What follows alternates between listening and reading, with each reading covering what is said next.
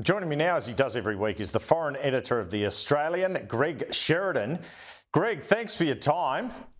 Big week for the PM overseas. What can we expect from the ASEAN Summit and the G20 this week? At ASEAN, neither President Biden or Xi are attending. Does that affect the usefulness of the summit?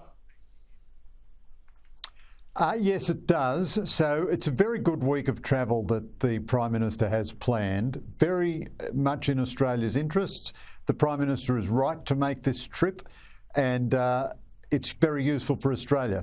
What can we expect from the summits? Absolutely nothing.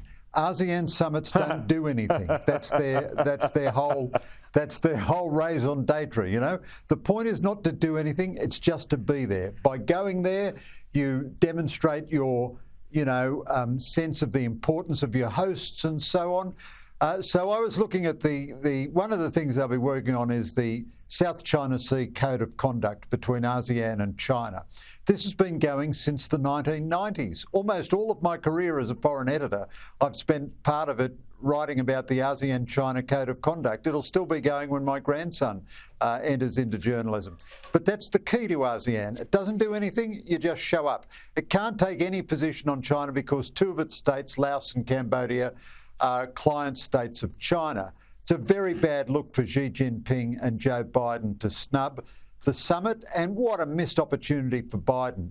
What great optics it would have been if Biden had been there paying court to Southeast Asia while Xi was off having a sook because they don't agree with him about the South China Sea or some such. All right, well, President Xi's also giving the G20 a miss. So there goes any hope of a sideline meeting with our Prime Minister. Do you think he will stick to having Anthony Albanese in China later this year? Yes, probably. I think the snubbing of India is even more important, and this reflects the deep antipathy between India and China. India and China have structural conflicts. They share a very hotly contested border. They've had a border war between them. China hates being in the same room with India because India is a nation which can look it in the eye as an equal, whereas China thinks the only nation which is its equal in the world is the United States. So they don't ever want to pay any court to India. They don't want to do anything that pumps up the tyres of India. The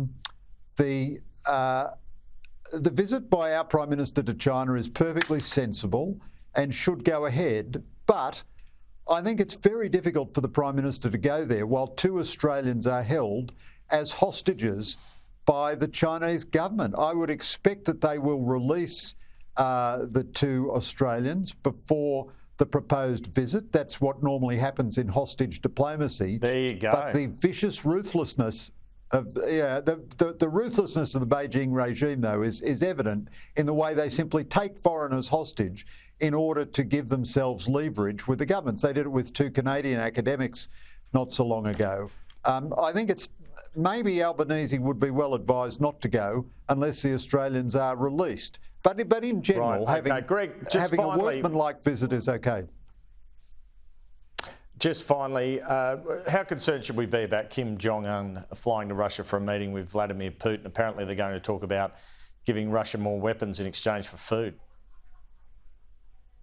Yeah, there is a view that North Korea is clandestinely trading in arms with Russia already, and that even China may be doing so. Certainly China is providing a lot of dual-use technology to Russia, stuff that is civilian in design but can have military applications.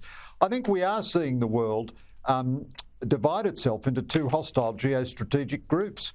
China, North Korea, Iran and Russia on one side, the United States, Western Europe, its Asian allies, Japan, South Korea, Philippines, Australia on the other side, and some nations uneasily in the middle, most of the rest of Southeast Asia.